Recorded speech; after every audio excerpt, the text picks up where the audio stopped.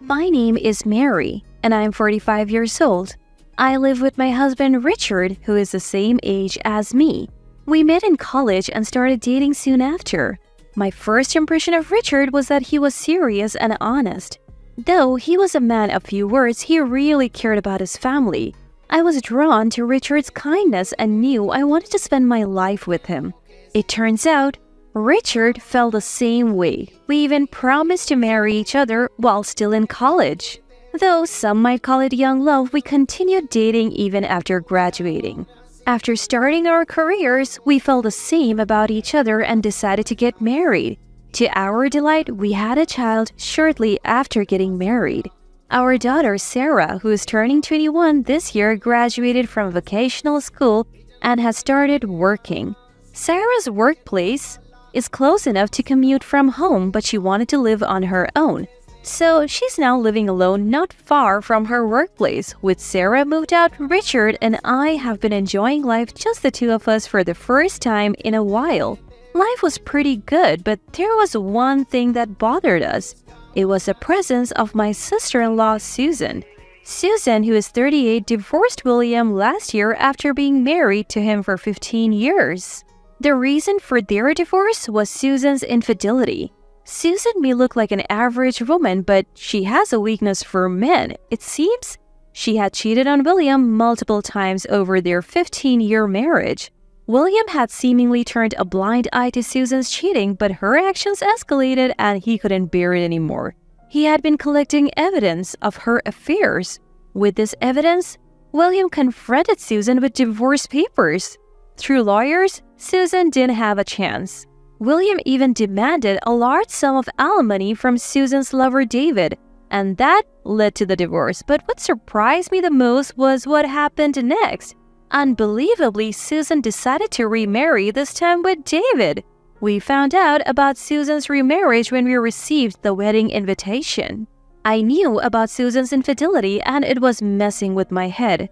Susan, are you really going through with this wedding? Everyone knows you are remarrying David. You sure about that? Susan is trying to make a fresh start. We should be happy for her. Richard has always doted on Susan, so he thinks her remarrying David is cause for celebration. What about William, who got cheated on? Poor guy. And Susan has even more issues to deal with, issues that will later come crashing down on me. Hello, Susan? One day, Richard gets a call. It's Susan. Yeah, what? Are you okay? We can't tell what's going on over the phone. Come over now. Richard sounded frantic over the phone. After hanging up, he looked deeply concerned. Susan was crying on the phone. She seemed too distraught to explain, so I invited her over. Mary, I would like you to be there too. Richard's serious expression told me this wasn't something to take lightly. Got it. What could be happening? I felt uneasy, wondering what could have happened to Susan, who is supposed to be getting married in 2 months. About an hour after hanging up, Susan arrives at our place sweating bullets. You could tell she was really stressed out. Welcome, come on in. Richard, Mary, help me. As soon as she enters the house, it's clear that Susan is panicking. Hey, calm down.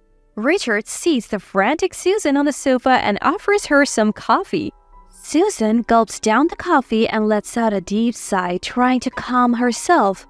What's got you so worked up? As I look into Susan's face, she starts to break down in tears.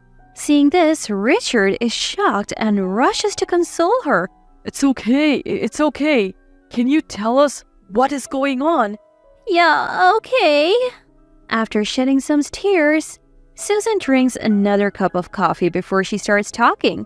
The thing is, I need your advice about the upcoming wedding. Wait, are you canceling the wedding? Why on earth would you do that? Richard interrupts. No, that's not it.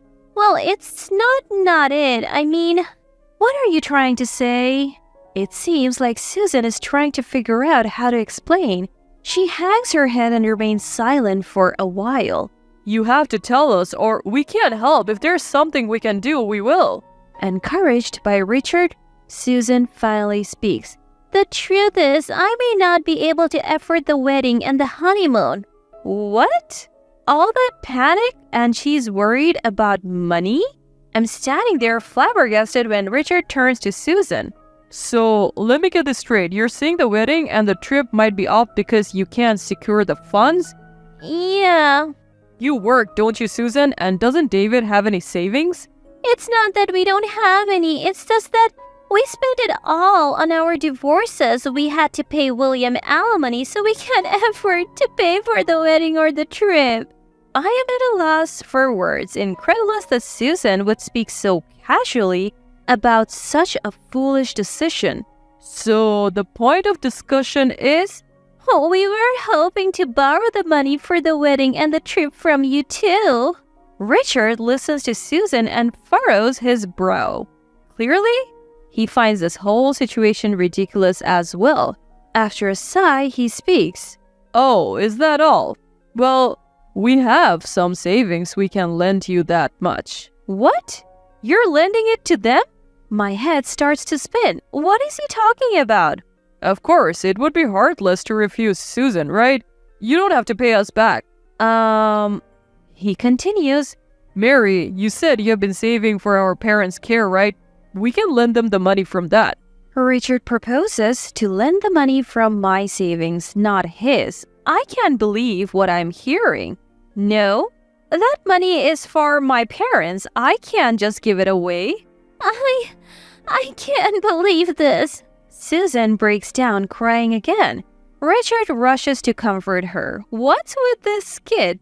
What's wrong with you not helping Susan in a time like this? How much do you need, Susan? It's $30,000 total. What? $30,000? My parents are already over 75. Though they're still healthy, they will need care soon. Being an only child, I've been saving for this purpose. Even after having children, I never quit my job and have saved up money alongside educational funds. I have no desire to use this money for Susan. We'll be using Mary's $30,000 saving for Susan's wedding and honeymoon. I told you, that money's for my parents' care. As I continue to adamantly refuse, Richard finally loses his temper. Not helping Susan is crazy. Those who have should give. Then why don't you give it? I bought this house. I don't have savings. The house was bought with both our salaries and on a mortgage. That's no reason. What about Sarah's educational expenses? We split that too, and by the way, we have split all living expenses so far. Did you forget? At a loss for words, Richard clenches his fist. His face beat red. I suddenly realized that Richard hadn't been saving any money at all.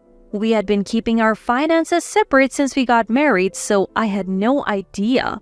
Just give me the money, no questions asked. If you don't get it, then forget it. Richard spat out those words and stormed off to his room. I was left alone with Susan in the living room, not knowing what to do. Mary, do we really have to go without the money? She looked at me with teary eyes, but that won't work on me. Sorry, you'll have to figure it out yourselves. I avoided further conversation to keep things from getting complicated. An awkward silence filled the room. Susan seemed to be waiting for me to give in, showing no signs of leaving. After some time, Richard finally emerged from his room, holding a piece of paper. I printed out divorce papers. If you won't help Susan financially, then let's divorce. I've already signed them. It's up to you now, Mary. Richard was out of breath, clearly riled up. If we divorce, you will lose this house, Mary. You think a 45-year-old divorcee can easily find a place to live? Richard was looking down on me, confident I wouldn't go through with it. Seeing Richard's arrogance and Susan's irresponsibility, something inside me snapped. You want to divorce because I won't give Susan money? Don't be ridiculous. Enough of making a fool out of me. I snatched the divorce papers from Richard. I'll go through with the divorce. Why don't you pay Susan the $30,000? You love her so much. Maybe Richard thought I would apologize. My yelling left him frozen in surprise. Ignoring Richard, I quickly packed essentials and left the house. I had nowhere to go, but I took a chance and called Sarah. Hello? Hey, how are you? Luckily, Sarah picked up right away. Rare to get a call from you, what's up? Well, I had a big fight with Richard. If it's not too much trouble, can I stay at your place for the night? Of course! Stay as long as you like. Oh, could you make some of your buffalo chicken wings? It's been a while. Sarah loves the buffalo chicken wings I make. Thanks, I'll make a ton of them. I headed to the supermarket to buy ingredients and then drove to Sarah's apartment. After a 30-minute drive, I arrived at Sarah's place. As I started cooking in the kitchen, Sarah awkwardly approached me from behind. What did Dad say to make you consider leaving home? Not wanting to worry Sarah, I replied vaguely. Well, just some stuff. Did Mom notice something? I froze at Sarah's words. What are you talking about? Never mind. Sarah quickly looked away flustered. I had an instinct that I needed to know what Sarah was getting at. Actually, I've been thinking about divorcing Dad. He said some awful things. Do you know something about it too? The moment the word divorce left my mouth, Sarah's eyes widened. She started talking like a dam had burst. Finally, it's out. Dad is having an affair. I saw him going into a hotel with a younger woman. It made my skin crawl, and that's why I moved out. Sarah's revelation was beyond surprising. I couldn't believe what she was saying and was stunned. What? An affair? Huh? Wait, it wasn't about that? Sarah's face turned pale. She realized she had spoken impulsively. It wasn't about that, but it sounds like something I should know. Can you tell me more? I'm not going to get any more hurt at this point. Well, if Mom says it's okay, I'll talk. Sarah took a seat and started talking about Richard's infidelity. Just before I graduated, I saw Dad when I was out with friends at a pub. He was walking with a woman I didn't recognize. So I followed them and... Sarah had goosebumps on her arms. Seeing your own father's infidelity is not something anyone would want to witness. Her revulsion was understandable. Do you have any proof? Yeah, I was so disgusted and angry, I took photos of Dad entering the hotel. When Sarah showed me the pictures, there was Richard arm in arm with a much younger, beautiful woman. Wow, that's really unsettling. I'm sorry I didn't catch on sooner. Sarah shook her head. Actually, I was blackmailed for money by Susan. When I refused, Richard told me to divorce him. If I have this kind of evidence, I'll be the one filing for divorce. Sarah had been keeping this from me all along. She must have been going through a lot. I felt terrible. Now that I understood why Sarah had moved out, could you send me those pictures? I have the divorce papers signed by Richard. I'll make sure to get alimony before the divorce is finalized. I'll go with you. I want to give Dad a piece of my mind one last time. Feeling empowered, knowing Sarah was on my side, I finally grasped the full picture. Turns out Richard wasn't blaming Susan for her affair because he was cheating too. The moment I realized that, my disdain for him grew exponentially. That night, we drowned our sorrows in a heap of buffalo chicken wings and a good deal of venting about Richard. Far from being upset, Sarah seemed almost pleased at the idea of Richard no longer being in our lives. Then the weekend rolled around. Sarah and I went over to where Richard was staying. So, you have finally come back. We returned to find our home in shambles. Richard, never one for housework, hadn't bothered to clean or cook. Half-eaten instant noodles and snack wrappers were strewn all over the place.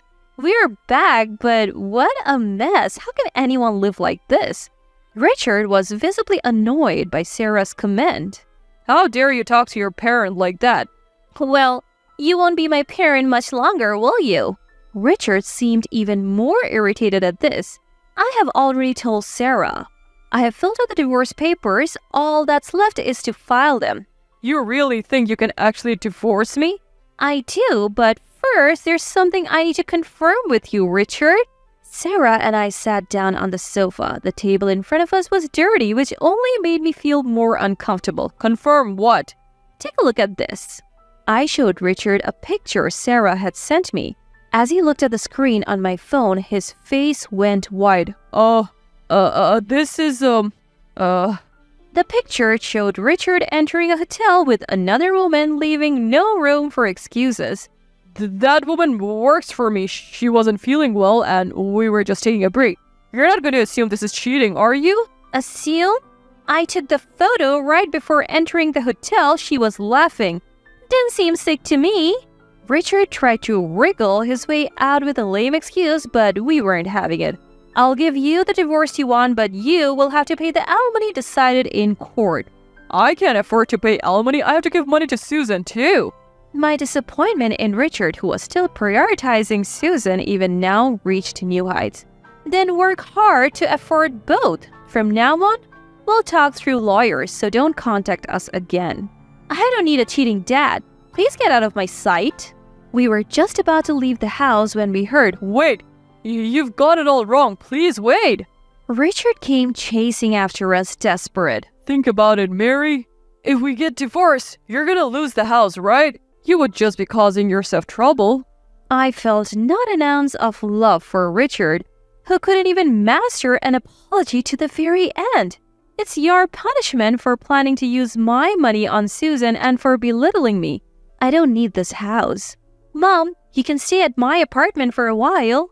Leaving a tearful Richard behind, we walked out of the house. What a relief. Me too. The thought that we wouldn't have to deal with Richard and Susan anymore lifted our spirits. Eventually, I was able to finalize the divorce. Thanks to Sarah capturing those incriminating photos, I also secured a decent settlement in court. Broke and penniless, Richard could no longer provide for Susan. As a result, Susan and David were unable to get married. They didn't just stop there, they broke up their engagement after constant fights about money. Susan blamed her inability to remarry on Richard. Infatuated with Susan, Richard felt responsible and they now live together. However, due to paying me the settlement, Richard is also broke. In the end, they moved in with their parents, but I had already filled them in on the situation, so they got kicked out. People should learn not to depend on others' money and start living on their own. As for me, I decided to move back into my parents' home with Sarah. Fortunately, both of my parents are still healthy, so I used my saved caregiving funds to renovate our family home. The fully renovated house is incredibly comfortable and both my parents and Sarah are thrilled. I plan to keep working hard to maintain this simple yet fulfilling life.